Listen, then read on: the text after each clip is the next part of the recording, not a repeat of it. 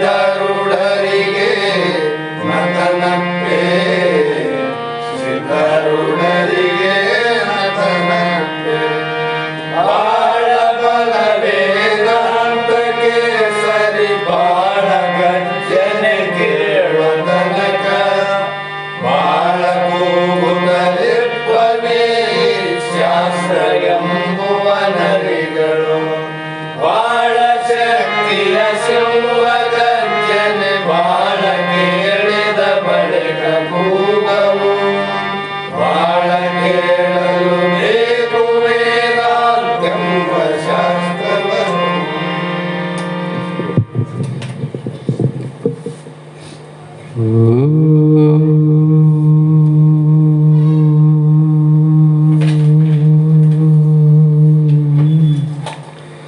गुरुवे सर्वलोकानां भिषजे भवरोगिणां निधये सर्वविद्यानां दक्षिणमूर्तये नमः। जगदादि जगद्गुरु अद्वैत सार्वभौम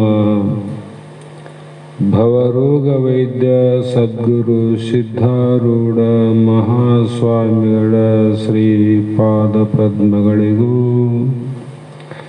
ಆರೂಢ ಜ್ಯೋತಿ ಸದ್ಗುರು ಶಿವಪುತ್ರ ಮಹಾಸ್ವಾಮಿಗಳ ಶ್ರೀಪಾದಗಳಿಗೂ ಶ್ರೋತ್ರಿಯ ಬ್ರಹ್ಮನಿಷ್ಠ ಬ್ರಹ್ಮಲೀನ ಸದ್ಗುರು ಬಸವಾನಂದರ ಚರಣ ಕಮಲಗಳಿಗೂ ಅನಂತ ದೀರ್ಘ ದಂಡ ಪ್ರಣಾಮಗಳನ್ನು ಸಮರ್ಪಿಸುತ್ತ ಸದ್ಗುರು ಸಿದ್ಧಲಿಂಗಪ್ಪ ತಾತ ಕಪ್ಪಗಲ್ ಇವರನ್ನು ಮನದೋಳು ಧ್ಯಾನಿಸುತ್ತ ತಮ್ಮೆಲ್ಲರಿಗೂ ವಂದಿಸುತ್ತ ಈ ದಿನ ಶ್ರೀಮದ್ ಭಗವದ್ಗೀತಾ ಎನ್ನುವ ಗ್ರಂಥದ ಏಕೋದಶೋ ಅಧ್ಯಾಯ ಪ್ರಾರಂಭ 11ನೇ ಅಧ್ಯಾಯ. ಈ ಅಧ್ಯಾಯದಲ್ಲಿ ಅರ್ಜುನನಿಗೆ ಶ್ರೀಕೃಷ್ಣ ಭಗವಂತನ ಉಪದೇಶದಿಂದ ಆತನಿಗೆ ಆದಷ್ಟು ತೀವ್ರದಲ್ಲಿ ಆದಷ್ಟು ಬೇಗನೆ ಆ ವಿಶ್ವರೂಪ ನೋಡಬೇಕು ಅನ್ನುವಂಥ ಅಪೇಕ್ಷೆ ಅರ್ಜುನನಿಗೆ ಉಂಟಾದಾಗ ಅರ್ಜುನ ಶ್ರೀಕೃಷ್ಣ ಭಗವಂತನನ್ನ ಕುರಿತು ಪ್ರಶ್ನೆಯನ್ನು ಮಾಡ್ತಾನೆ. ಮದ್ ಅನುಗ್ರಹಾಯ ಪರಮಂ ಗುಹ್ಯಂ ಆಧ್ಯಾತ್ಮ ಸಂಜ್ಞಿತಂ ಯತ್ತೋ ಯೋಕ್ತಂ ವಚಸ್ತೆ ಮೋಹೋ ಅಯಂ ಯುಗತೋ ಮಮಃ. ಹೇ ಭಗವಂತನೇ, ನನಗೆ ಅನುಗ್ರಹಿಸುವುದಕ್ಕಾಗಿ ಎಲ್ಲದಕ್ಕಿಂತ ಶ್ರೇಷ್ಠವಾದ ಆಧ್ಯಾತ್ಮಿಕ ಎನ್ನುವ ಹೆಸರಿನಿಂದ ಪ್ರಸಿದ್ಧವಾದ ಇನ್ನು ವೇದಾಂತ ವಾಕ್ಯವನ್ನು ಕೇಳಿ ನನಗೆ ಈಗ ಅಜ್ಞಾನವು ಪೂರ್ಣವಾಗಿ ತೊಲಗಿ ಹೋಗಿದೆ. ಏನು ಹೋಯಿತು? ಅಜ್ಞಾನ ತೊಲಗಿ ಹೋಯಿತು. ಯಾಕಂದರೆ ಇಂಥ ಒಂದು ಅಜ್ಞಾನದ ಆವರಣದಿಂದ ಅಂಥ ಏಕಂ ಏವಂ ಅದ್ವಿತೀಯ ಪರಬ್ರಹ್ಮನಾಗಿ 14 ಲೋಕಕ್ಕೆ ಆಧಾರವಾಗಿ ಅಧಿಷ್ಠಾನವಾಗಿರುವಂಥ ಆ ಪರಮಸ್ತುವನ್ನು ನಾನು ಪ್ರತ್ಯಕ್ಷವಾಗಿ ನೋಡಬೇಕಾಗಿದೆ. ಇಲ್ಲಿವರೆಗೂ ನಾನು ಅಪ್ರತ್ಯಕ್ಷವಾಗಿ ನಿಮ್ಮ ಬೋಧನೆಯನ್ನು ಕೇಳಿ ತಿಳ್ಕೊಂಡಿನಿ, ಇಲ್ಲ ಅಂತಲ್ಲ. ಆದರೆ ಅದನ್ನು ಪ್ರತ್ಯಕ್ಷವಾಗಿ ನಾನು ನೋಡಿ, ಪ್ರತ್ಯಕ್ಷ ಅಂದರೆ ಅನುಭವಕ್ಕೆ ಬರುವಂಗೆ ನೋಡಿ ಆ ಪರಮ ಆನಂದವನ್ನು ಅನುಭವಿಸಬೇಕು ಅಂತ ನನಗೆ ಉತ್ಕಟ ಇಚ್ಛೆ ಆಗ್ಯದ, ಉತ್ಕಟವಾದ ಉತ್ಸಾಹ ಆಗ್ಯದ. ಅದನ್ನು ನೀನೇ ಗುರುನಾಥ ನನಗೆ ಅನುಗ್ರಹಿಸಿ ನೀನು ಬೋಧಿಸಬೇಕು ಅಂತ ಬೋಧಕ ಗುರುಗಳನ್ನು ಬೇಡಿಕೊಂಡ ಆ ಅರ್ಜುನ. ಯಾಕಂದರೆ ಅಧಿಕಾರಿಯಾದ ಉತ್ತಮ ಜಿಜ್ಞಾಸುವಾದ ಶಿಷ್ಯನ ಪ್ರಾರ್ಥನೆಯೊಂದಿಗೆ ಈ ಅಧ್ಯಾಯ ಪ್ರಾರಂಭ ಆಗ್ತದೆ. ಅಧಿಕಾರಿಗಳ ಮೇಲೆ ಆಧ್ಯಾತ್ಮ ಬೋಧ ಅವಲಂಬನೆ ಆಗಿರ್ತದೆ. ಅಧಿಕಾರಿ ಯಾರು ಅಂತ ಇಲ್ಲಿ ಆಗಲೇ ಭಾಳಷ್ಟು ಸಲ ಕೇಳಿ ಮುಮುಕ್ಷುಗಳೇ ಇದಕ್ಕೆ ಅಧಿಕಾರಿಗಳೇ ವಿನಃ ಬೇರೆಯವರು ಅಧಿಕಾರಿಗಳು ಅಲ್ಲ. ಆ ಕಾರಣ ಅವನ ಪ್ರಾರ್ಥನೆಯನ್ನು ಕೇಳಿದ ಅರ್ಜುನ ಶ್ರೀಕೃಷ್ಣ ಭಗವಂತನ ಹೃದಯ ಅರಳಿ, ಯಾಕಂದರೆ ಬೋಧಕ ಗುರು ಅವರಿಗೂ ಕೂಡ ಕೆಲವು ಕಾನೂನುಗಳವ, ಕೆಲವು ವಿಧಿಗಳವ, ಕೆಲವು ನಿಯಮಗಳವ.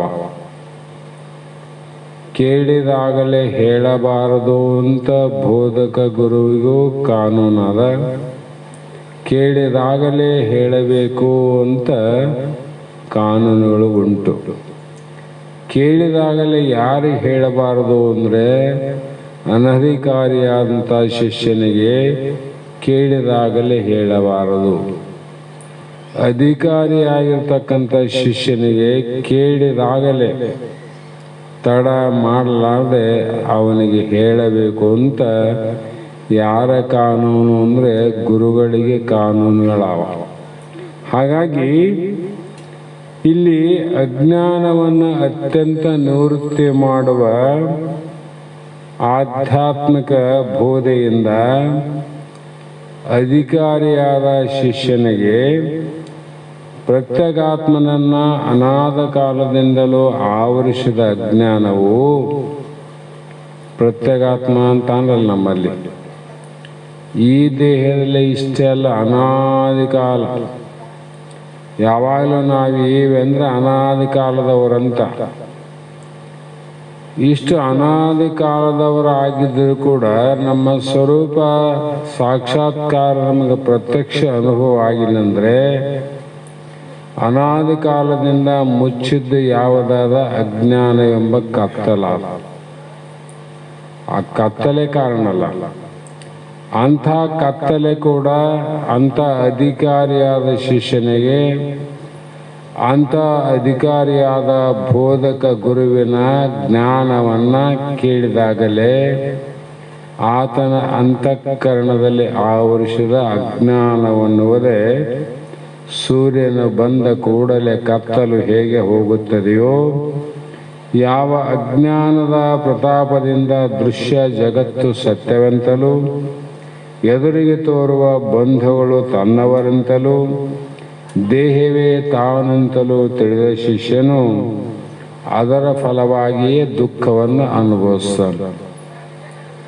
ದೃಶ್ಯ ಕಾಣುವುದನ್ನೇ ನಾವು ನಂದಂದಿವಿ, ದೇಹ ನಾನಂದಿವಿ, ಬಂಧುಗಳು ನಾನು ಅಂತ ತಿಳ್ಕೊಂಡು ಆ ಕಾರಣದಿಂದ ಅವೆಲ್ಲ ದೃಶ್ಯ ಏನವ ಒಂದು ದಿವಸ ಅದೃಶ್ಯ ಆಗ್ತಾವ. ಕಾಣ್ತಾ ಬಂದರೆ ಒಂದು ದಿವಸ ಕಾಣಲಾರ್ದಂಗೆ ಆಗ್ತಾವ. ಕಂಡಾಗ ಖುಷಿ ಪಟ್ಟವರು ನಾವೇ, ಕಾಣಲಾರ್ದಾಗ ದುಃಖ ಪಟ್ಟವರು ನಾವೇ. ಹಾಗಾಗಿ ಇಂಥ ದುಃಖವನ್ನು ಅನುಭವಿಸುತ್ತಿದ್ದ ಯಾರು ಅನಧಿಕಾರಿ ಗುರುಬೋಧಿಯಿಂದ ಅಧಿಕಾರಿಯಾಗಿ ಅದೆಲ್ಲವೂ ತೊಲಗಿ ಹೋಯಿತು. ಯಾರ ಬೋಧನೆಯಿಂದ? ಗುರು ಬೋಧನೆಯಿಂದ ತೊಲಗಿ ಹೋಯಿತು. ಯಾರು ಅಂದರೆ ಬೋಧಕ ಗುರುವಿನ ಸಂಕಲ್ಪ ಅನುಸಾರವಾಗಿ, ಬೋಧಕ ಗುರುವಿನ ಸಂಕಲ್ಪ ಅನುಸಾರವಾಗಿ ಅದು ಹೋಯಿತು. ಇನ್ನು ಆಧ್ಯಾತ್ಮಿಕ ಬೋಧೆ ಮುಗೀತು ಅಂದರೆ ಇನ್ನು ಮುಗುದಿಲ್ಲ.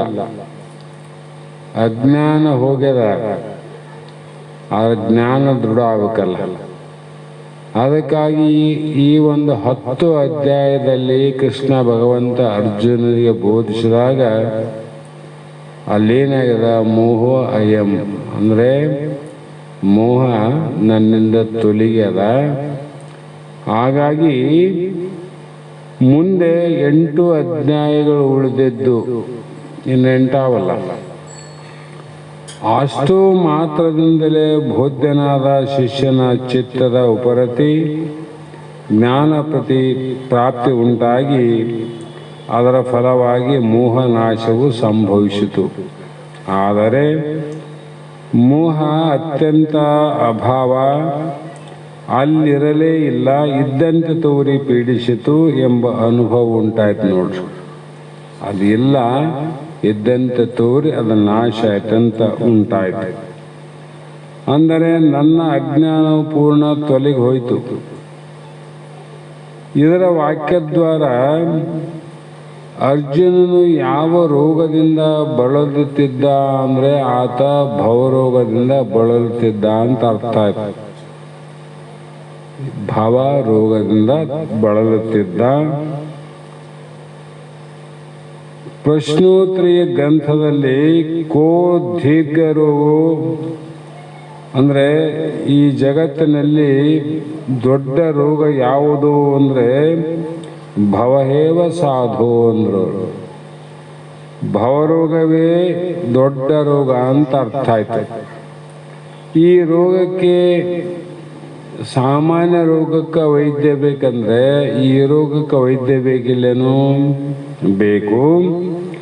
ಅದೇ ರೀತಿಯಾಗಿ ರೋಗಕ್ಕೆ ವೈದ್ಯನೂ ಬೇಕು ಮತ್ತು ಔಷಧ ಬೇಕು. ರೋಗ ಕಂಡುಹಿಡಿಯುವಂಥ ವೈದ್ಯ ಇದ್ದ, ರೋಗಕ್ಕೆ ಔಷಧ ಇದ್ದಿಲ್ಲ ಅಂದರೆ ವ್ಯರ್ಥ. ಔಷಧ ಇದ್ವು ರೋಗ ಕಂಡುಹಿಡಿಲಿಲ್ಲ ಅಂದರೆ ಅದು ವ್ಯರ್ಥ. ಅದರಂತೆ ಇಲ್ಲಿ ಭವರೋಗ ವೈದ್ಯನೂ ಬೇಕು, ಅದಕ್ಕೆ ಔಷಧವೂ ಬೇಕು ಅಂತ.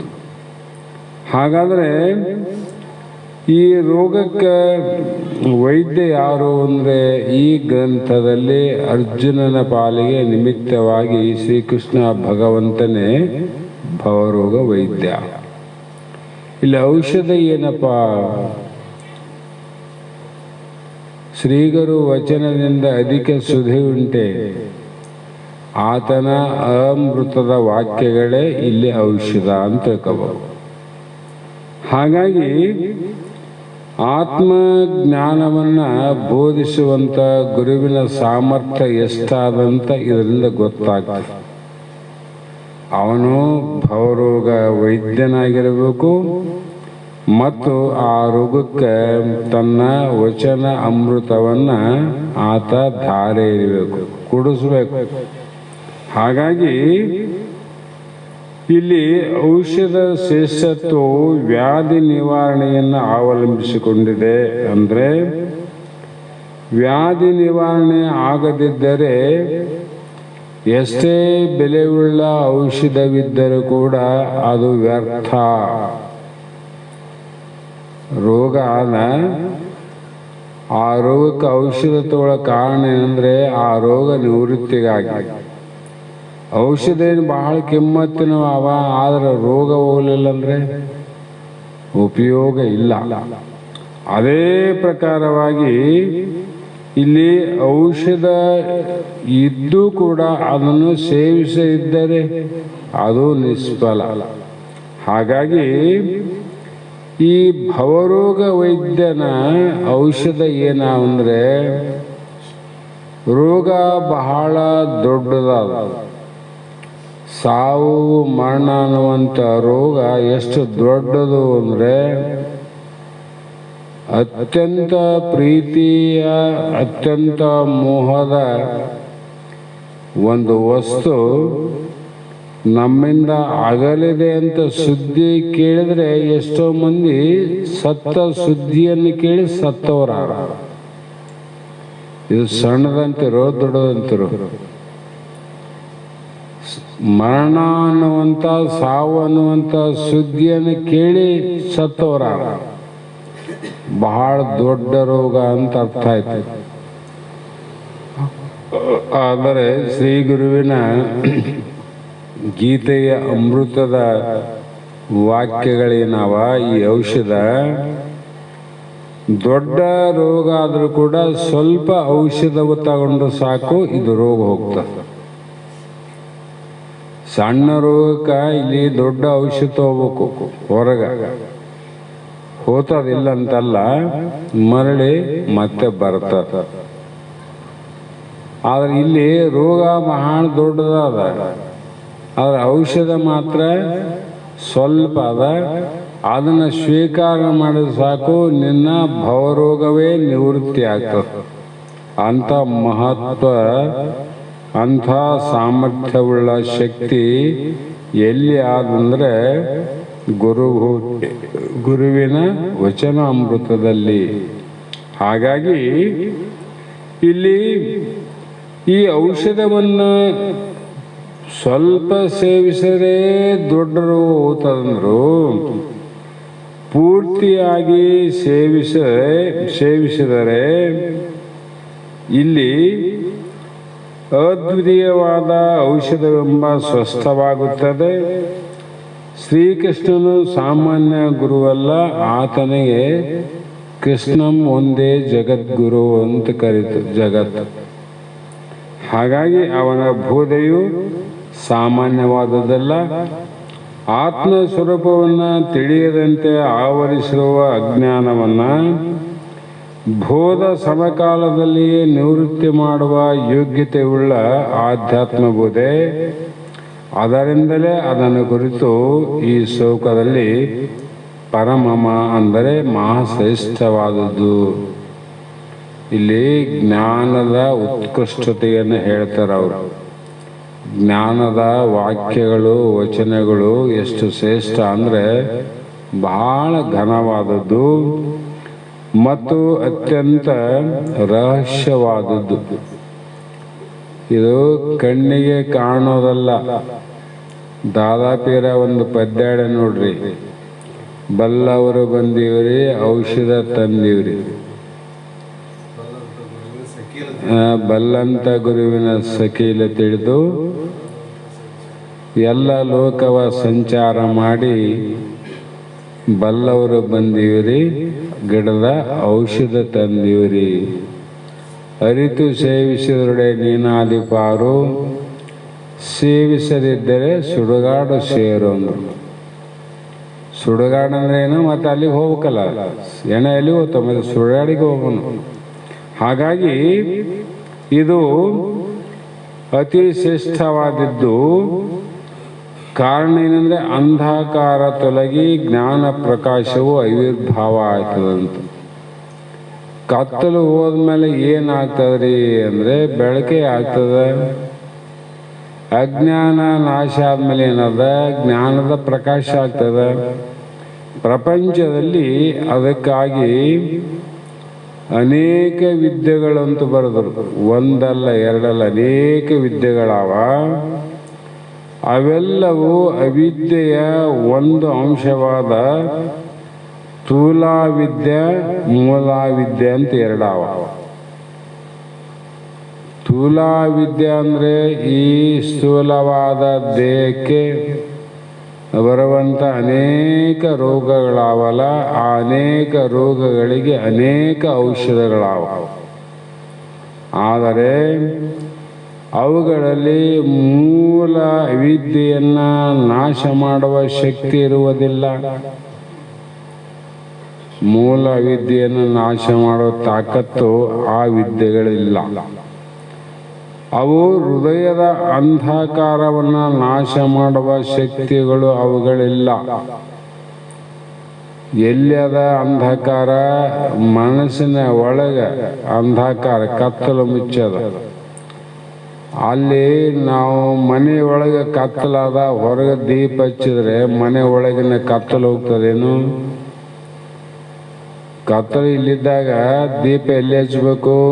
ಎಲ್ಲಿ ಕತ್ತಲಾದ ಅಲ್ಲೇ ದೀಪ ಹಚ್ಚಬೇಕು. ಮನೆಯಲ್ಲಿ ಕತ್ತಲಾದ ಹೋಗ್ತದಂತ ದೀಪ ಹೊರಗೆ ಹಚ್ಚಿದ್ರೆ ಮನೆ ಒಳಗಿನ ದೀಪ ಎಂದು ಕೂಡ ಕತ್ತಲೆಯನ್ನು ಕಳೆಯುವ ಶಕ್ತಿ ಅದಕ್ಕಿಲ್ಲ. ಅದರಂತೆ ನಮ್ಮ ಮನಸ್ಸಿನಲ್ಲಿರುವಂಥ ಅಜ್ಞಾನ ಎಂಬ ಕತ್ತಲೆ ಅದು ನೋಡ್ರಿ. ನಾವು ಹೊರಗೆ ಬೇಕಾದಷ್ಟು ದೀಪ ಹಚ್ಚಿರಿ ನೀವು, ಲಕ್ಷ ಹಚ್ಚ್ರಿ, 5 ಲಕ್ಷ ಹಚ್ಚ್ರಿ, ದೀಪ ಹಚ್ಚ್ರಿ, ನಂದಾದೀಪ ಹಚ್ಚ್ರಿ, ಏನೇ ಮಾಡಿದ್ರು ಕೂಡ ಹೊರಗಿನ ಕತ್ತಲನ್ನು ಕಳೆಯುತ್ತವೆ ವಿನ ಒಳಗಿನ ಕತ್ತಲು ಇಲ್ಲ. ಆದರೆ ಈ ಒಂದು ಜ್ಞಾನ ಅನ್ನುವಂಥದ್ದೇನದ, ಅದು ಭವರೋಗವು ನಿವಾರಣೆ ಆಗಲಾರದು. ಜ್ಞಾನ ಆಗಲಾರ್ದ ಭವರೋಗ ನಿವಾರಣೆ ಆಗೋದಿಲ್ಲ. ಆದರೆ ಆಧ್ಯಾತ್ಮ ಬೋಧೆ ಎನ್ನುವುದು ಈ ಸಾಮಾನ್ಯ ವಿದ್ಯೆಗಳಂತೆ ಅದಲ್ಲ. ಅದು ಅಸಾಮಾನ್ಯವಾದ ವಿದ್ಯೆ. ಅದು ದುಃಖಕ್ಕೆ ಕಾರಣವಾದಂಥ ಮೂಲ ಅಜ್ಞಾನವನ್ನು ಕಳೆದು, ದುಃಖಕ್ಕೆ ಕಾರಣವಾದದ್ದು ಯಾವುದು? ನಾವು ವ್ಯಕ್ತಿಗಳನ್ನು ತಿಳ್ಕೊಂಡೀವಿ. ಅಣ್ಣ, ತಮ್ಮ, ಗೆಳೆಯ, ಬಂಧು ಬಳಗ, ಊರವರು, ತಾಲೂಕಿನವರು, ಅವರಿಂದ ದುಃಖ ಆಗಿದೆ ಅಂತ ನಾವು ತಿಳ್ಕೊಂಡೀವಿ. ಅವರಿಂದ ದುಃಖ ನಿಜವಾಗಿ ಆಗಿಲ್ಲ. ನಿಜವಾಗಿ ದುಃಖ ಆದದ್ದು ಅಜ್ಞಾನದಿಂದ. ಅಂಥ ದುಃಖವನ್ನು ಕಳೆದು ಜನನ ಮರಣ ರೂಪ ಪ್ರವಾಹದಿಂದ ಜೀವನನ್ನು ಉದ್ಧಾರ ಮಾಡಬಲ್ಲದು. ಇದನ್ನೇ ಶರಣರು ಜ್ಞಾನದ ಬಲದಿಂದ ಅಜ್ಞಾನದ ಕೀಡು ನೋಡ ಅಂದರು. ಅಷ್ಟಲ್ಲದೆ ಮುಂದೆ ಏನು ಹೇಳಿದ್ರು ಕೊನೆಯಲ್ಲಿ? ಕೂಡಲ ಸಂಗನ ಶರಣರ ಸಂಘದಿಂದ ಭವದ ಕೇಡು ಅಂದರು. ನಾವು ಯಾರ ಸಂಘದಿಂದ ಈ ಭವರೋಗ ನಿವೃತ್ತಿ ಆಗ್ತದಂದ್ರೆ, ಆ ಒಂದು ಸ್ವರೂಪ ಸಾಕ್ಷಾತ್ಕಾರವಾಗಿ ಏಕಂ ಏವಂ ಅದ್ವಿತೀಯ ಪರಬ್ರಹ್ಮ ನಾನೇ ಎನ್ನುವಂಥ ಶರಣರು ಯಾರ, ಅವರ ಸಂಘದಿಂದನೇ ಈ ಭವದ ನಾಶ ಆಗ್ತದ ವಿನ ಅಲ್ಲಿವರೆಗೂ ನಾಶ ಆಗೋದಿಲ್ಲ. ಅದಕ್ಕಾಗಿ ಆಧ್ಯಾತ್ಮ ಬೋಧೆಯ ಮಹಾತ್ಮೆ ಎಷ್ಟು ಅಂದರೆ, ಆ ಜ್ಞಾನದ ಬೋಧೆಗೆ ಋಷಿಗಳು, ಶರಣರು, ಸಂತರು, ಮುಮುಕ್ಷುಗಳು, ಯೋಗಿಗಳು, ದೇವತೆಗಳು ಕೂಡ ತಲೆಬಾಗ್ಯಾರ. ಬ್ರಹ್ಮ, ವಿಷ್ಣು, ರುದ್ರರು ಕೂಡ ತಲೆಬಾಗಿದ್ದು ಈ ಬ್ರಹ್ಮವಿದ್ಯೆಗೆ. ಅಂದರೆ ಎಷ್ಟು ಶ್ರೇಷ್ಠ ಆದಂತ ಅರ್ಥ ಮಾಡಬೇಕಾಗಿದೆ.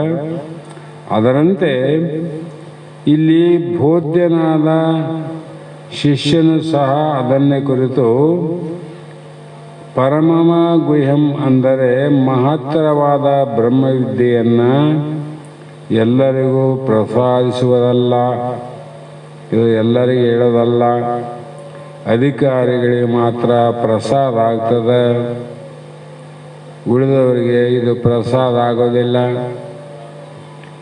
ಇಲ್ಲೇ ಎಷ್ಟು ಜನಕ್ಕೆ ಎಲ್ಲಾದರೂ ಹೋದಾಗ, ದೇವಸ್ಥಾನ ಗುಡಿ ಗುಂಡಾರು ಹೋದಾಗ, ಅಲ್ಲಿಯ ದಾಸೋಹದ ಯಾವುದೇ ವಸ್ತುವನ್ನು ಪ್ರಸಾದ ಅಂತ ಕೈ ಮುಗಿದು ಕಣ್ಣಿಗೆ ಹಚ್ಚಿ ಆ ಪ್ರಸಾದವನ್ನು ಸ್ವೀಕಾರ ಮಾಡ್ತಾರೆ.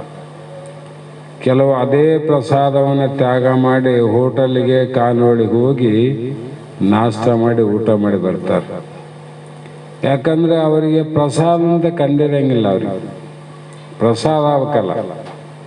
ಹಾಗೆ ಇಲ್ಲಿ ಕೂಡ ಇಲ್ಲಿ ಅಂಥ ಅಧಿಕಾರಿಗಳು ಹೇಗಿರ್ತಾರ ಅಂದರೆ, ಅವರು ಸಾಧನ ಚತುಷ್ಟಯ ಸಂಪನ್ನರು, ನಿರ್ಮಲವಾದ ಭಕ್ತರು, ಮತ್ತೆ ಅರ್ಜುನನಂಥ ಅಧಿಕಾರಿ ಆದುದರಿಂದಲೇ ಅವನ ಮೇಲೆ ಬೋಧಕ ಗುರುವಿನ ಅನುಗ್ರಹ ಉಂಟಾಗಿ ಆಧ್ಯಾತ್ಮಿಕ ಬೋಧೆಯನ್ನು ಬೋಧಿಸಲಿಕ್ಕೆ ಶ್ರೀಕೃಷ್ಣ ಅರ್ಜುನನ ಮನದಾಳವನ್ನು, ಮನಸ್ಸಿನಲ್ಲಿ ಏನಾದ ಇವನಿಗೆ ತಿಳ್ಕೊಂಡು ಅದರ ಅನುಭವವನ್ನು ಹೇಳಬೇಕಾಯ್ತು. ಮೊದಲಿಂದ ನೋಡ್ರಿ ಭಾಳಷ್ಟು ಮಂದಿನ ಅಲ್ಲಲ್ಲಿ ಬಹುಶಃ ಎಲ್ಲ ಪರಂಪರೆಯಲ್ಲೂ ಕೂಡ ಸಿದ್ಧಾರೂಢರ ಸಮಕಾಲದಲ್ಲಿ ಕೂಡ ಯಾವ ಶಿಷ್ಯ ಇದ್ನಲ್ಲ ಕಬೀರ, ಎಲ್ಲರೂ ಶಾಸ್ತ್ರಕ್ಕೆ ಬಂದರೂ ಕೂಡ ಕಬೀರ ಬಂದು ಕುಂದ್ರತನ ಶಾಸ್ತ್ರ ಪ್ರಾರಂಭ ಮಾಡ್ತಿದ್ದಿಲ್ಲಂತ ಅವರು. ಉಳಿದವ್ರಿಗೇನು ಅವ್ರು ಬಂದ ಮೇಲೆ ಹೇಳ್ತಾನ, ನಾವೇನು ಬಂದವ್ರು ಮನುಷ್ಯರೆಲ್ಲನು ಕತ್ತೆಗಳನ್ನು, ನಾವು ದನಗಳೇನು, ಗುರುಗಳು ಯಾಕೆ ಅವ್ರ ಮೇಲೆ ಅಷ್ಟು ಪ್ರೇಮ, ನಮ್ಮ ಮೇಲೆ ಯಾಕೆ ಪ್ರೇಮ ಮಾಡಂಗಿಲ್ಲ ಅಂತ ಎಷ್ಟೋ ಸಂಶಯಗಳು ಬಂದು. ಅರ್ಥ ಏನು ಅಂದರೆ ಅವರಿಗೆ ಅದನ್ನು ತಿಳಿದುಕೊಳ್ಳುವಂಥ ಅಪೇಕ್ಷೆ ಉಳ್ಳಂಥ ಅಧಿಕಾರಿಗಳು ಬಂದಾಗ ಮನಬಿಚ್ಚಿ ಮಾತನಾಡುವಂಥ ಒಂದು ಜ್ಞಾನೋದಯ ಅವರಿಗೆ ಆಗ್ತದೆ. ಹೇಳಬಾರ್ದಂತ ಏನು ಉದ್ದೇಶ ಅಲ್ಲ, ಅವರಿಗೆ ಹೇಳಬೇಕಂತಲೇ ಕುಂತಾರ. ಆ ವೃತ್ತಿಯಲ್ಲಿ ಆ ಅನುಭವ ಬರಬೇಕಾಗಿದ್ರೆ ಆಲಿಸುವಂಥ ಅಧಿಕಾರಿ ಕೂಡ ಹಂಗೆ ಇರಬೇಕು, ಅಧಿಕಾರಿಗಳು ಬೇಕಲ್ಲ. ಹಾಗಾಗಿ ಇಲ್ಲಿ ಶ್ರೋತ್ರಿಯ ಬ್ರಹ್ಮನಿಷ್ಠನ ಅನುಗ್ರಹವು ಬಹಳ ಮುಖ್ಯವಾದದ್ದು. ಅಷ್ಟೇ ಮುಖ್ಯವಾದದ್ದು ಉತ್ತಮವಾದ ಅಧಿಕಾರಿ ಅಂತ. ಅಧಿಕಾರಿ ಉತ್ತಮನಾಗಿರಬೇಕು, ಗುರು ಕೂಡ ಉತ್ತಮನಾಗಿರಬೇಕು. ಹೇಗೆಂದರೆ ಊಟ ಮಾಡುವ ಸಂದರ್ಭದಲ್ಲಿ ತೇಗು ಬಂದರೆ ಹೊಟ್ಟೆ ತುಂಬಿತು ಅಂತ ತಿಳಿಬೇಕು ನಾವು. ನಮ್ಮ ಹೊಟ್ಟೆ ತುಂಬಿದ್ದು ಅಳತೆ ಹೆಂಗೆ ಮಾಡ್ಬೇಕ್ರಿ ಅಂದರೆ ನಮಗೆ ಡೇಗು ಬಂತಿಲ್ಲ, ನಮ್ಮ ಹೊಟ್ಟೆ ತುಂಬ್ಯದ ಅಂತ ಅರ್ಥ ನಾವು ಮಾಡಿಕೊಳ್ಳಬೇಕು. ಅನುಮಾನ ಇಲ್ಲ, ಸಂಶಯ ಇಲ್ಲ. ಅದೇ ಈ ಶ್ಲೋಕದಲ್ಲಿ ಇಲ್ಲಿಯವರೆಗೂ ಮಾಡಿದ ಗೀತ ಅಮೃತವನ್ನು ಪಾನ ಮಾಡಿ ಈಗ ಮೋಹೋ ಅಯಂ ಯುಗತೋಮಯ ಅಂದರೆ ಇವನು ಕೂಡ ಇಲ್ಲಿಯವರೆಗೂ ಆ ಅಮೃತದಿಂದ ತನಗೆ ಆನಂದದ ಡೇಗು ಬಂದವ. ಇದೇ ಆ ಶಿಷ್ಯನ ಚಿಹ್ನೆ ಅಂತ. ಊಟ ಮಾಡೋನ ಡೇಗು ಬಂದರೆ ಹೊಟ್ಟೆ ತುಂಬದಂತ ಚಿಹ್ನೆ ಲಕ್ಷಣ ಅಂತ. ಮತ್ತೆ ಹೊಟ್ಟೆ ಕೊಯ್ದು ನೋಡ್ತಾರೆ ಏನಲ್ಲಿ. ಅದರಂತೆ ಇಲ್ಲಿ ಕೂಡ ಅರ್ಜುನನಿಗೆ ಮುಂದೆ ಮಹಾತ್ಮರು ಎರಡನೇ ಒಂದು ಶ್ಲೋಕದಲ್ಲಿ ಏನು ಹೇಳ್ತಾರಂದ್ರೆ,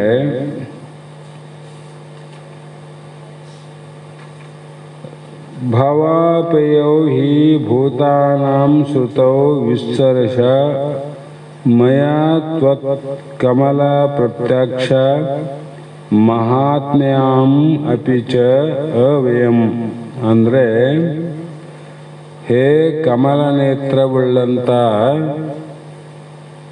ಕೃಷ್ಣನೇ, ಅರ್ಜುನನೇ, ನಾನು ಜೀವಿಗಳ ಉತ್ಪತ್ತಿ ಮತ್ತು ಪ್ರಳಯಗಳನ್ನು ಮತ್ತು ಅವಿನಾಶಿಯಾದ ಪ್ರಭಾವಗಳನ್ನು ಸಹ ನಿನ್ನಿಂದ ವಿಸ್ತಾರವಾಗಿ ನಾ ಕೇಳಿನಿ. ಹಿಂದೆಲ್ಲ ಹೇಳ್ಕೊಂತ ಬಂದಿದ್ದು ನಾ ಕೇಳಿನಿ. ಆ ಕಾರಣದಿಂದ ಈಗ ಮುಂದೆ ಏನು ಕೇಳ್ತೀನಿ ಅಂದರೆ, ಅರ್ಜುನನು ಶ್ರವಣ ಮಾಡಿದ ವಿಷಯವನ್ನು ಶ್ರವಣದ ಸಮಕಾಲದಲ್ಲಿಯೇ ಮನನ ಮಾಡುವ ಸಾಮರ್ಥ್ಯವುಳ್ಳವನು. ಒಬ್ಬೊಬ್ಬರ ಆರೋಗ್ಯ ಹೇಗಿರ್ತದಂದರೆ, ಊಟ ಮಾಡ್ತಾ ಮಾಡ್ತಾ ಮಾಡ್ತಾನೆ ಜೀರ್ಣ ಮಾಡುವಂಥ ಸಾಮರ್ಥ್ಯ ಇರ್ತದೆ ಶರೀರದಲ್ಲಿ. ಕೆಲವರಿಗೆ ಬೆಳಗ್ಗೆ ಊಟ ಮಾಡಿದ್ರೆ ಮಧ್ಯಾಹ್ನ ಜೀರ್ಣ ಆಗ್ತದೆ, ಕೆಲವೊಬ್ಬರಿಗೆ ಬೆಳಗ್ಗೆ ಊಟ ಮಾಡಿದ್ದು ಸಾಯಂಕಾಲ ಜೀರ್ಣ ಆಗ್ತದೆ, ಕೆಲವೊಬ್ಬರಿಗೆ ತಕ್ಷಣ ಜೀರ್ಣವನ್ನು ಮಾಡಿಕೊಳ್ಳುವಂಥ ಶಕ್ತಿ ಇರ್ತದೆ. ಅದಂತೆ ಅರ್ಜುನ ಹೇಗಿದ್ದಂದರೆ, ಶ್ರವಣವನ್ನು ಮಾಡಿದ್ದನ್ನು ತಕ್ಷಣವೇ ಜೀರ್ಣ ಮಾಡಿಕೊಳ್ಳುವಂಥ ಶಕ್ತಿ ಉಳ್ಳ ಅಧಿಕಾರಿಯಾಗಿದ್ದ. ಯಾರು? ಅರ್ಜುನ. ಆದುದರಿಂದಲೇ ಬೋಧಕ ಗುರುವಾದ ಶ್ರೀಕೃಷ್ಣನ ಉಪದೇಶವು ಅವನಲ್ಲಿ ಗಟ್ಟಿಯಾಗಿ ಉಳಿತು. ನೋಡ್ರಿ, ಗಟ್ಟಿಯಾಗಿ ಉಳಿತಿಲ್ಲ. ಆಮೇಲೆ ಇಲ್ಲಿ ಆ ಒಂದು ಶ್ರವಣದ ಗಟ್ಟಿಯ ಅನುಭವದಿಂದ ಅರ್ಜುನನು ತನಗೆ ಆದಂಥ ಅನುಭವಗಳನ್ನು ಕಂಡ. ತನಗೆ ಅನುಭವ ಏನಾಯ್ತಪ್ಪ ಇಲ್ಲಿವರೆಗೆ ಕೇಳಿದ್ದು. ಅಂದರೆ ಅವನು ಪವಿತ್ರತೆ, ಅನಾಸಕ್ತಿ ಮತ್ತು ಸುಂದರತ್ವದ ಚಿಹ್ನೆ. ಕಮಲವು ಸೃಷ್ಟಿಕರ್ತ ಚತುರ್ಮುಖ ಬ್ರಹ್ಮಗಿಂತಲೂ ಮೊದಲೇ ಹುಟ್ಟಿದ್ದು. ಅದಕ್ಕೆ ಕಮಲ ನೇತ್ರ ಅಂತ. ಬ್ರಹ್ಮನಿಗಿಂತ ಮೊದಲೇ ಹುಟ್ಟಿದ. ಅದಕ್ಕೆ ಬ್ರಹ್ಮ ಇಲ್ಲಿ ಹುಟ್ಟಿದ ಕಮಲದಲ್ಲಿ ಅಂತಾರಲ್ಲ. ಮತ್ತು ಹುಟ್ಟೋದಕ್ಕಿಂತ ಮುಂಚೆ ಅದು ಹುಟ್ಟ್ಯದಂತ ಅರ್ಥ ಮಾಡ್ಬೇಕಲ್ಲ. ಏನು ಆಮೇಲೆ ಹುಟ್ಟ್ಯದ, ಮೊದಲೇ ಹುಟ್ಟ್ಯದಂತ. ಹೀಗೆ ಇಲ್ಲಿ ಅನಂತ ರೀತಿಯಿಂದ ಪರಮೇಶ್ವರನ ಪ್ರತಿ ಕರ್ಮದಲ್ಲಿಯೂ ಪವಿತ್ರತೆ, ಅನಾಸಕ್ತಿ, ಸೌಂದರ್ಯ ಇದೇ ಗುರುಗಳ ವಿಷಯವಾಗಿರುವ ಶಿಷ್ಯನ ದೃಷ್ಟಿ. ಶ್ರೀಕೃಷ್ಣನು ಅನಾಸಕ್ತನಾಗಿದ್ದು ಆಧ್ಯಾತ್ಮ ಬೋಧೆಯ ಸತ್ಯವನ್ನು ಅರ್ಜುನನಿಗೆ ಪ್ರಕಟ ಮಾಡಿದ. ಯಾರಿಗೆ ಮಾಡಿದ? ಅರ್ಜುನನಿಗೆ ಮಾಡಿದ ಅಂತ. ಮತ್ತಿಲ್ಲಿ ಗುರುಗಳಾದವರು ಯಾರಿಗೆ ಮಾಡಬೇಕು? ಅಧಿಕಾರಿಯಾದ ಶಿಷ್ಯರಿಗೆ ಮಾಡಬೇಕಂತ ಅರ್ಥ. ಇಲ್ಲಿಯವರೆಗೂ ಸರ್ವರ ಸ್ವರೂಪವಾದ ಪರಮೇಶ್ವರನ ಮಹಿಮೆ ಎಷ್ಟಾದಂದ್ರೆ ಅಪಾರ ಅಂದರು. ಗುರುವಿನ ಮಹಿಮೆ ಅಪಾರವಾದದ್ದು, ವರ್ಣಿಸಲು ಅಸಾಧ್ಯವಾದದಂತ ಎಷ್ಟೋ ಸಲ ಕೇಳಿರಿ.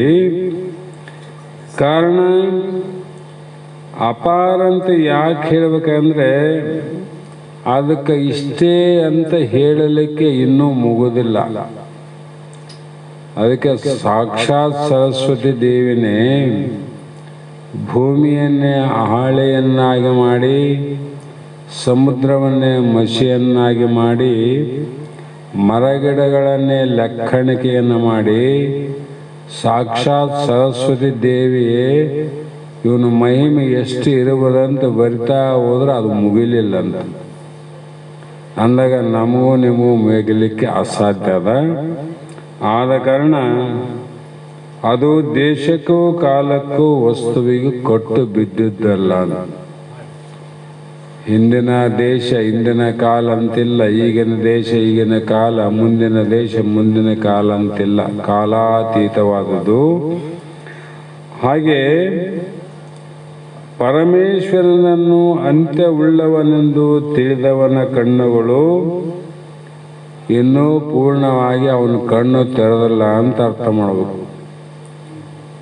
ಪರಮಾತ್ಮನಿಗೆ ಇಷ್ಟೇಪ ನಾ ಎಲ್ಲ ನೋಡಿನಿ ತಿಳ್ಕೊಂಡಿನಿ ಹೀಗೆ ಅಂತ ಯಾವನು ಅನ್ಕೊಂಡಾನ, ಅವನಿಗಿನ್ನೂ ಕಣ್ಣು ತೆರೆದಿಲ್ಲ ಅಂತ. ಯಾವ ಕಣ್ಣು? ಜ್ಞಾನದ ಕಣ್ಣು ತೆರೆದಿಲ್ಲ. ಅಜ್ಞಾನದ ಕಣ್ಣು ಹೆಂಗೆ ಮುಚ್ಚನ ಅದ್ರಾಗೆ ಆನವಿನ ಜ್ಞಾನದ ಕಣ್ಣು ತೆರೆದಿಲ್ಲ ಅಂತ ಅರ್ಥ ಮಾಡಬೇಕು. ಪರಮೇಶ್ವರನ ಮಹಾತ್ಮೆಯನ್ನ ದೇಶ ಕಾಲಗಳು ಕಟ್ಟಲಾರವು. ಅವನು ಸರ್ವಶ್ರೇಷ್ಠನಂತಲೂ ಸರ್ವಶಕ್ತಿಯಂತಲೂ ಅಂತರ್ಯಾಮಿಯಂತಲೂ ಅರ್ಜುನನು ಅವನ ಬೋಧೆಯಿಂದಲೇ ಅವನನ್ನು ತಿಳಿದುಕೊಂಡನು. ಯಾರ ಬೋಧೆಯಿಂದ? ಕೃಷ್ಣನ ಬೋಧೆಯಿಂದಲೇ ತನ್ನ ಸ್ವರೂಪವನ್ನು ತಿಳ್ಕೊಂಡು ನೋಡು. ಹಾಗಾಗಿ ಇಲ್ಲಿ ಆತ್ಮ ಸಾಕ್ಷಾತ್ಕಾರಕ್ಕಾಗಿ ಸರ್ವರು ಈ ಸ್ಥಾನವನ್ನು ನಾವು ಮುಟ್ಟಬೇಕಂತ. ನದಿ ಈ ಕಡೆ ಇದ್ದವನು ಆ ದಡದ ಊರನ್ನು ಸೇರ್ಬೇಕಾದ್ರೆ ನದಿಯಲ್ಲಿ ಪೂರ್ಣ ಈಜಿ ಕೊನೆಗೆ ಹೋಗುವಿನ ಇನ್ನ ಎಲ್ಲ ನದಿ ಈಜಿದ್ದ ಇನ್ನೊಂದು 10 ಹೆಜ್ಜೆಷ್ಟು ಉಳ್ಕೊಂಡಿತ್ತು, ಅಲ್ಲಿಗೆ ಕೈಕಾಲು ಸೋತು ಅಂತ ಹಿಡಿಗಾರಿ. ಅವನು ನದಿ ದಾಟಿದನು. ಪ್ರಯತ್ನ ಭಾಳ ಮಾಡಿದ, ಆದ್ರೆ ಸ್ವಲ್ಪ ಅಲ್ಲಿ ಎಡೆಯೋದ, 10 ಹೆಜ್ಜೆಯಲ್ಲಿ ಮತ್ತೆ ಮುಳಿಗೆ ಹೋದಂತ.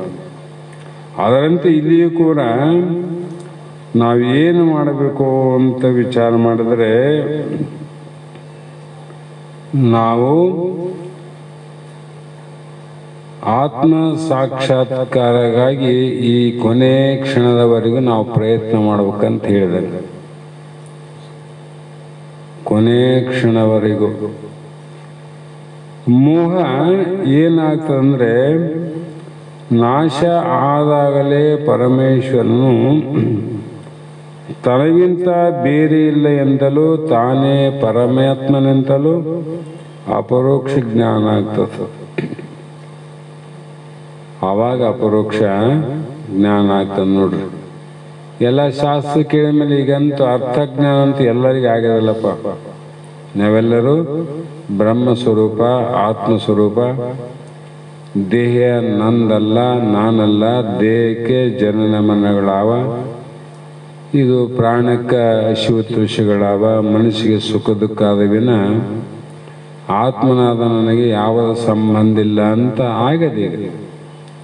ಅದು ಏನಾಗಿದೆ, ದೃಢ ಆಗ್ಬೇಕಾಗಿದೆ ಅಷ್ಟೆ. ಅರ್ಥ ಆಗಿಬಿಟ್ಟದ, ಈಗ ಇಲ್ಲ ಅಂತಲ್ಲ, ಅನುಭವ ಜ್ಞಾನ ಆಗ್ಬೇಕು. ಅನುಭವ ಜ್ಞಾನ ಯಾವಾಗ ಆಯ್ತು, ಆವಾಗಲೇ ನೀವು ಪ್ರತ್ಯಕ್ಷ ಆಗ್ತದೆ. ಪ್ರತ್ಯಕ್ಷ ಅನುಭವಿಸ್ಬೇಕಂದ್ರೆ ನಿನಗೆ ಅನುಭವ ಆಗಲ್ಲ.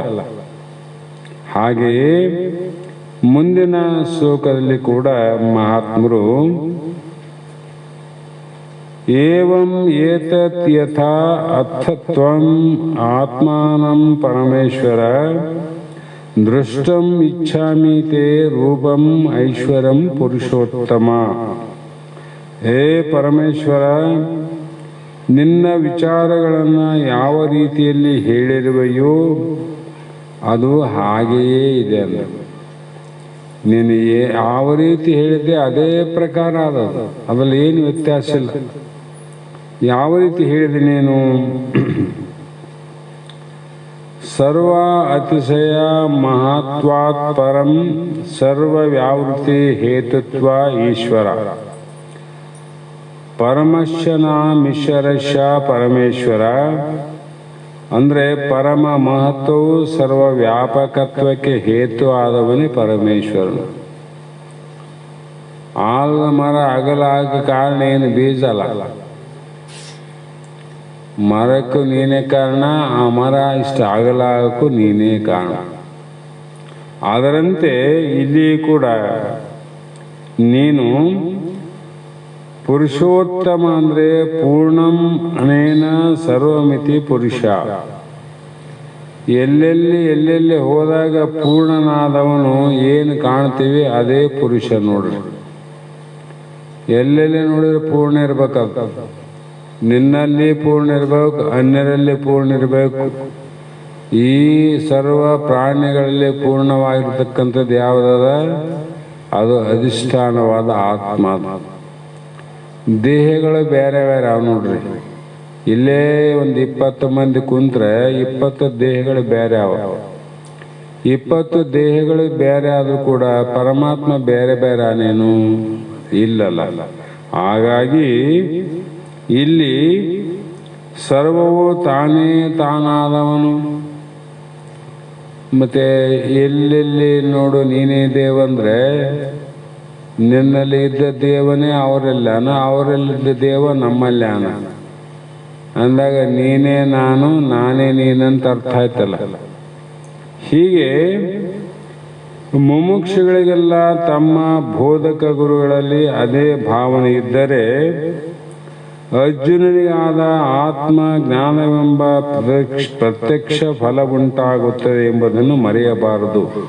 ಯಾಕಂದ್ರೆ ಶ್ರದ್ಧಾವಾನ್ ಲಭತೆ ಜ್ಞಾನಂ ಅಂತ ಶ್ರುತಿ ಹೇಳ್ತದೆ. ಈ ಮುಮುಕ್ಷುಗಳಿಗೆ ಏನಾದ ಅದೇ ಅರ್ಜುನನಿಗೆ ಆಗ್ಯದ. ಅದೇ ಅರ್ಜುನನಿಗೆ ಆದಂಥ ಅನುಭೂತಿನೇ ಈಗ ಮುಮುಕ್ಷುಗಳಿಗೆ ಆಗತೈತದ. ಅಂದ್ರೆ ಆವಾಗ ಶ್ರೀಕೃಷ್ಣ ಗುರುವಾದ, ಅರ್ಜುನ ಶಿಷ್ಯನಾದ. ಈಗ ಅಂತಪ್ಪ ಜ್ಞಾನಿಗಳೇ ಗುರುಗಳಾಗಿ ಅಂತಪ್ಪನಲ್ಲಿ ಶ್ರದ್ಧೆಯನ್ನು ಇಟ್ಟಂಥವರೇ ಶಿಷ್ಯರಾಗಿ ಆವತ್ತಿನ ಅನುಭವ ಇವತ್ತಾದ, ಇವತ್ತಿನ ಅನುಭವ ಆವತ್ತಾದ. ಅನುಭವದಲ್ಲಿ ವ್ಯತ್ಯಾಸ ಆಗಿಲ್ಲ.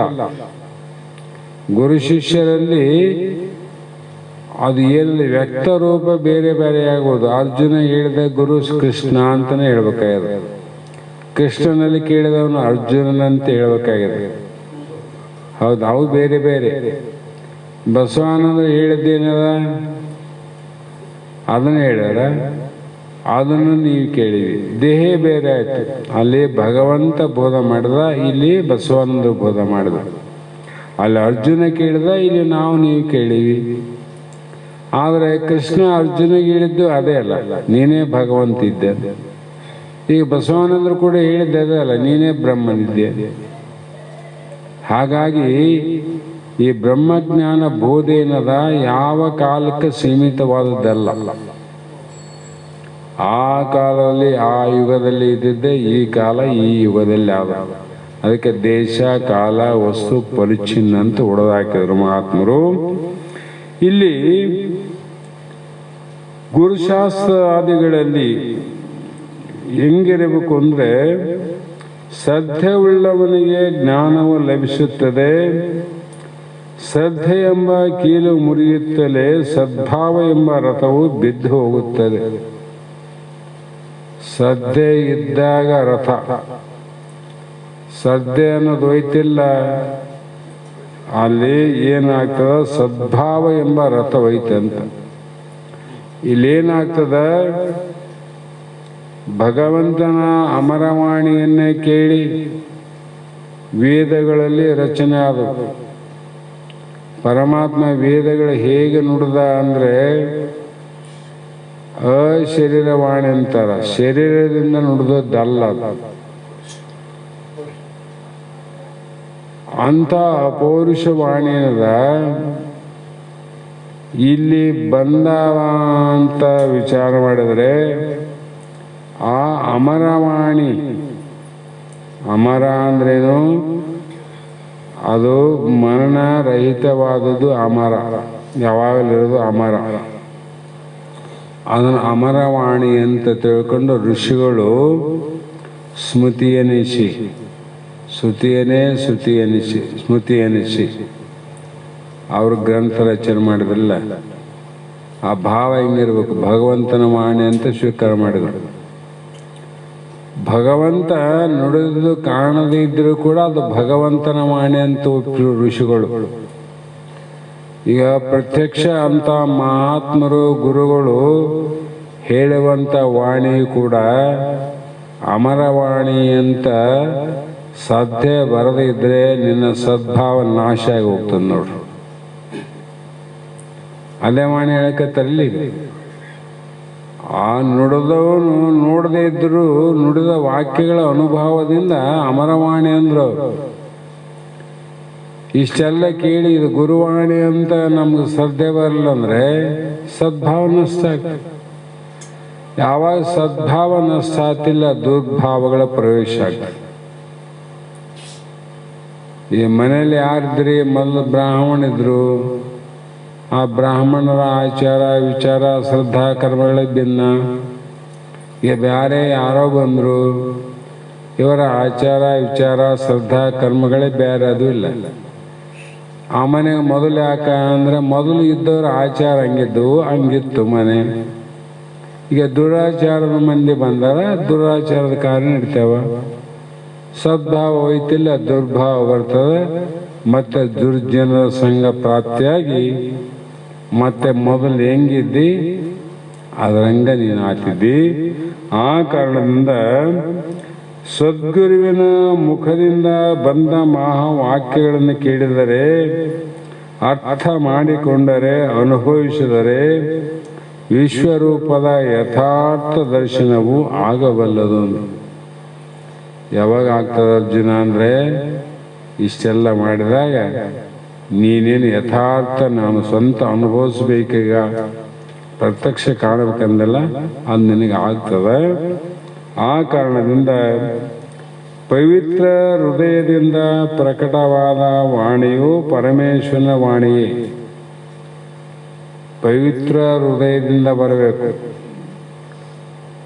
ಗಂಗಾ ಜಲ ಅನ್ನುವಂಥದ್ದು ಯಾಕೆ ಪವಿತ್ರ ಅಂದರೆ, ಹುಟ್ಟುವಾಗ ಅದರಲ್ಲಿ ಮಲಿನತ್ವ ಇಲ್ಲ, ಭಾಳ ಎಳೆನೀರಿದ್ದಂಥ ಆ ನೀರು ಗಂಗಾ ಜಲ. ಆ ಉಗಮ ಸ್ಥಾನದಲ್ಲಿ ಅದಕ್ಕೆ ಎಷ್ಟು ಪವಿತ್ರತೆ ಅದಲ್ಲ, ಸಮುದ್ರ ಮುಟ್ಟುವ ಒಳಗಾಗಿ ಅದರ ಪವಿತ್ರತೆ ನಾಶ ಆಗ್ತದೆ. ಆ ನದಿ ಈ ನದಿ, ಆ ಗುಡ್ಡ ಈ ಗುಡ್ಡ, ಆ ಮಣ್ಣು ಈ ಮಣ್ಣು, ಆ ಕಸ ಈ ಕಸ, ಕೌದಿ ಕಸ, ಎಂಡೆ ಹೆಣ, ಎಲ್ಲ ಪ್ರಾಣಿಗಳ ಮಲ ಮೂತ್ರ ಎಲ್ಲ ಸೇರೋದ್ರೊಳಗಾಗಿ ಪವಿತ್ರವಾದ ಗಂಗಾ ನದಿ ಅಪವಿತ್ರ ಆಯ್ತು ನೋಡ್ರಿ. ಹಾಗಾಗಿ ಪವಿತ್ರ ಹೃದಯದಿಂದ ಪ್ರಕಟವಾದ ವಾಣಿಯು ಪರಮೇಶ್ವರನ ವಾಣಿ. ಅಂದರೆ ಹೇಳುವಂಥ ಗುರು ಪವಿತ್ರವಾಗಿರ್ಬೇಕು. ಏನು ಪವಿತ್ರ? ಹೊರಗಡೆ ನೋಡಿ ಪವಿತ್ರ ಅಂತ ತಿಳ್ಕೋಬಾರದು. ಆತನ ಒಳಗಣ ನಡೆ ಗುಣಗಣಾದಿಗಳನ್ನು ನೋಡಿ ಇವನು ಶ್ರೇಷ್ಠನೋ ಅಥವಾ ಕನಿಷ್ಠನೋ ಅನ್ನುವುದನ್ನು ವಿಚಾರ ಮಾಡಿ ಈತ ಶ್ರೇಷ್ಠ ಅಂತ ಗೊತ್ತಾದಾಗ ಅದನ್ನು ಕೇಳುವ ಕಿವಿ ಇಲ್ಲದೇ ಇರುವವರು, ಗಮನಿಸದೇ ಇರುವವರು ದುರ್ಯೋಧನನು ವಿದುರನ ವಾಣಿಯನ್ನು ಗಮನಿಸಲೇ ಇಲ್ಲ. ವಿದುರ ಸಾಮಾನ್ಯ ಅಲ್ಲ. ದುರ್ಯೋಧನ ವಿದುರನಿಗೆ ಪರಿಪರಿಯಾಗಿ ಹೇಳಿದ, ಮುಂದೆ ಇದೇ ರೀತಿ ಆಗ್ತದೆ. ಆ ದುರ್ಬುದ್ಧಿಯಿಂದ ಕೇಡು ಬರುವ ಕಾಲಕ್ಕೆ ಕೂಡಿತ್ತು ದುರ್ಬುದ್ಧಿ. ವಿಚಾರ ಮಾಡಿ ನೋಡು, ನೀವು ಅನ್ಯಾಯವನ್ನು ಮಾಡ್ತೀರಿ, ಅಧರ್ಮವನ್ನು ಮಾಡ್ತೀರಿ, ಇದನ್ನು ಮುಂದೆ ನೀವು ನಾಶ ಆಗ್ತೀರಿ. ಅವರ ದ್ವೇಷವನ್ನು ಎಂದೂ ಕಟ್ಟಿಕೊಳ್ಳಬೇಡಿರಿ ಅಂತ ಪರಿಪರಿಯಾಗಿ ವಿದುರ ಬೋಧ ಮಾಡಿದ. ಆದರೆ ದುರ್ಯೋಧನ ಕೇಳೇ ಇಲ್ಲ. ಅದರಂತೆ ರಾವಣನು ಮಹಾಭಕ್ತ.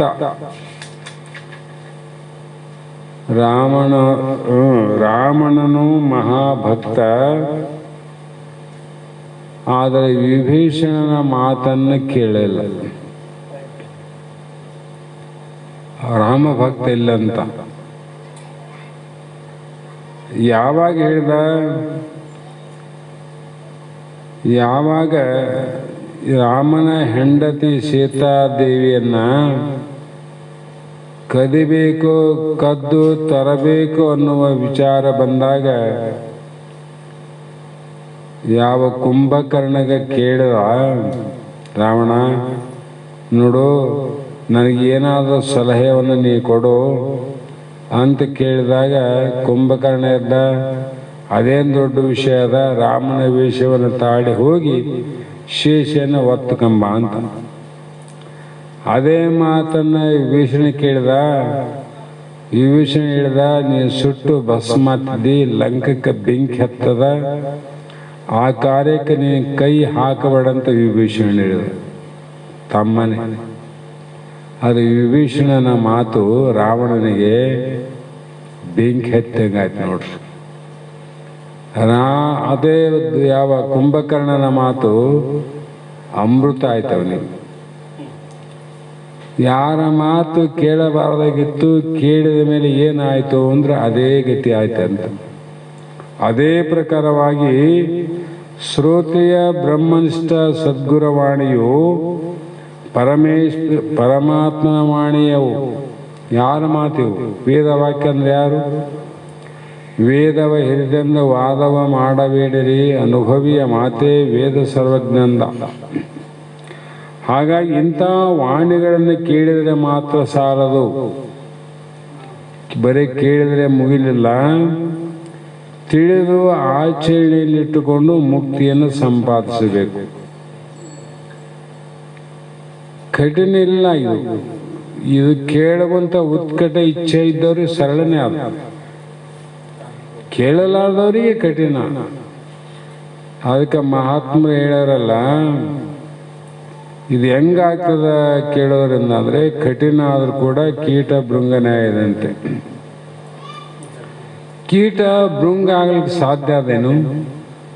ಆದರೂ ಕೂಡ ಬಹಳ ಪ್ರಯತ್ನದಿಂದ ಆ ನಾದವನ್ನು ಕೇಳಿ ಕೇಳಿ ಕೇಳಿ ಆ ಕೀಟ ತನ್ನ ಸ್ವರೂಪವನ್ನು ಬಿಟ್ಟು ಭೃಂಗದ ಸ್ವರೂಪ ತಾಳ್ತು. ಅದರಂತೆ ಇಲ್ಲಿ ಕೇಳಿದ ಮೇಲೆ ಶಾಸ್ತ್ರದಲ್ಲಿ ಏನು ಹೇಳ್ತೀವಿ? ಶ್ರವಣ ಆದಮೇಲೆ ಮನನ ಅಂತೀವಿ. ಮನನ ಆದ ಮೇಲೆ ಆಚರಣೆಯಲ್ಲಿ ತಂದುಕೊಡೋದು ನಿಧಿಧ್ಯಾಸ ಇಟ್ಟುಕೊಂಡು ಮುಕ್ತಿಯನ್ನು ಸಂಪಾದನೆ ಮಾಡಬೇಕು. ಮುಕ್ತಿಗೆ ಶಾಸ್ತ್ರಗಳಲ್ಲಿ ಅನೇಕ ಸಾಧನೆಗಳು ಹೇಳಿದ್ದರು.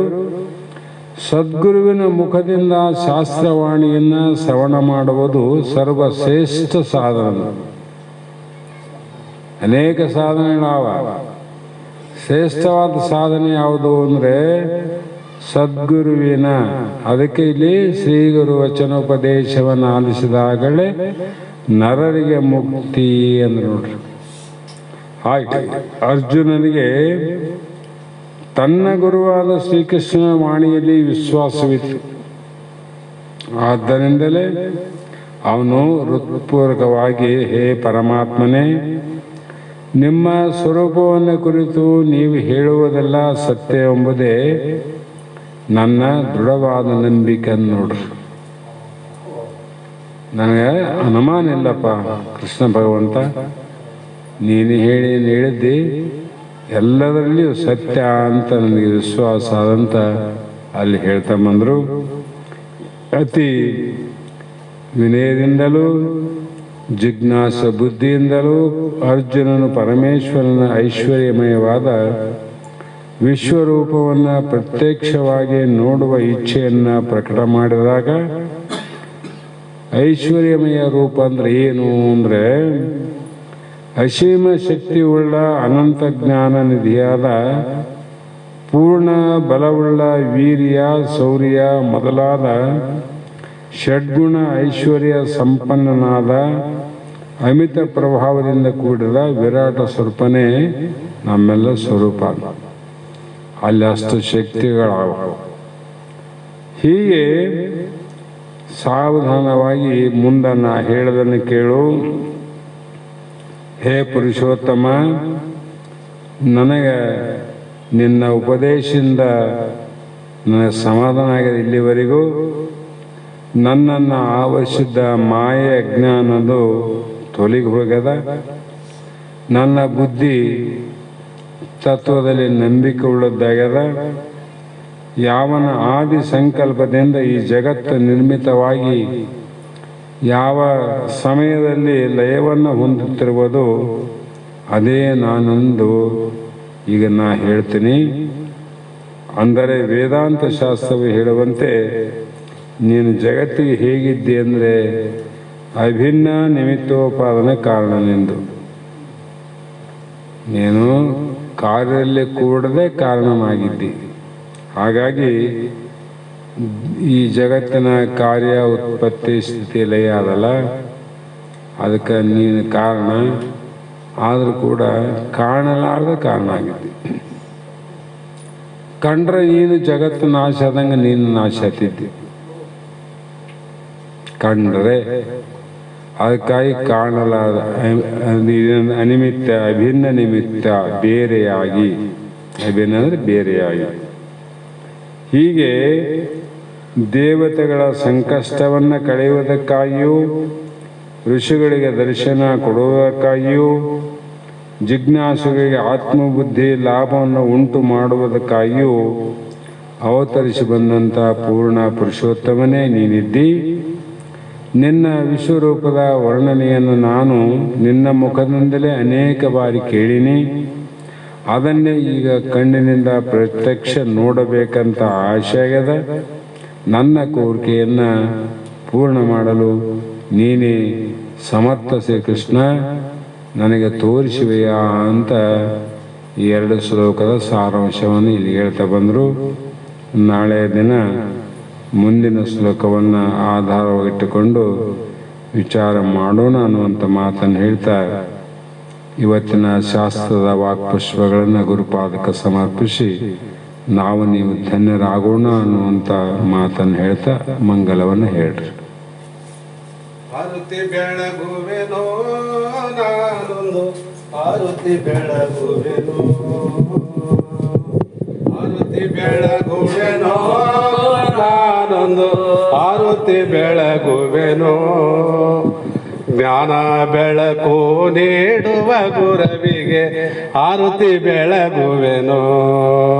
ಜ್ಞಾನದ ಬೆಳಕು ನೀಡುವ ಗುರವಿಗೆ ಆರುತಿ ಬೆಳಗುವೆನೋ. ಉದಯ ಕಾಲದಲ್ಲೆದ್ದು ನಾನೊಂದು ಜ್ಞಾನದ ಋತಿ ಮಾಡಿ ಮಸಗಿದ ಬುದ್ಧಿಗೆ ಭಕ್ತಿಯ ಮಾಡಲು ಆರುತಿ ಬೆಳಗುವೆನೋ. ಆರುತಿ ಬೆಳಗುವೆನೋ ನಾನೊಂದು ಆರುತಿ ಬೆಳಗುವೆನೋ. ಜ್ಞಾನ ಬೆಳಕು ನೀಡುವ ಗುರವಿಗೆ ಆರುತಿ ಬೆಳಗುವೆನೋ.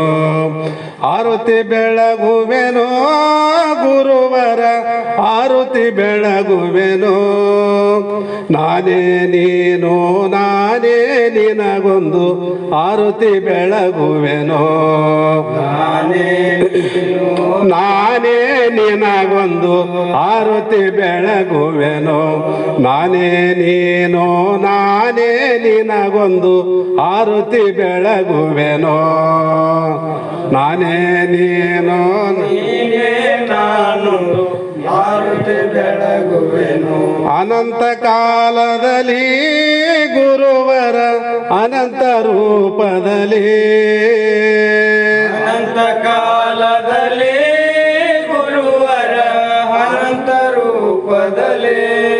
ಅನಂತ ಮೂರುತಿ ಬಸವಾನಂದಗೆ ಆರುತಿ ಬೆಳಗುವೆನೋ. ಬಸವಾನಂದಗೆ ಆರುತಿ ಬೆಳಗುವೆನು. ಅನಂತ ಮೂರುತಿ ಬಸವಾನಂದಗೆ ಆರುತಿ ಬೆಳಗುವೆನು. ಆರುತಿ ಬೆಳಗುವೆನೋ ನಾನೊಂದು ಆರುತಿ ಬೆಳಗುವೆನೋ. ಜ್ಞಾನದ ಬೆಳಕು ನೀಡುವ ಗುರವಿಗೆ ಆರುತಿ ಬೆಳಗುವೆನೋ. ಜ್ಞಾನದ ಬೆಳಕು ನೀಡುವ ಗುರವಿಗೆ ಆರುತಿ ಬೆಳಗುವೆನು. ಹರ ಓಂ ಚೈತನ್ಯಂ ಶಾಶ್ವತಂ ಶಾಂತಂ ಯೋಗಾತೀತಂ ನಿರಂಜನಂ ನಾರಾಯಣಬಿಂದು ಕಲಾತೀತಂ ತಸ್ಮೈ ಶ್ರೀ ಗುರವೇ ನಮಃ. ಶ್ರೀಮದ್ ಜಗದ್ಗುರು ಸಿದ್ಧಾರೂಢ ಸ್ವಾಮಿ महाराज की श्री सद्गुरु शिवपुत्र स्वामी महाराज की श्री सद्गुरु सदानंद स्वामी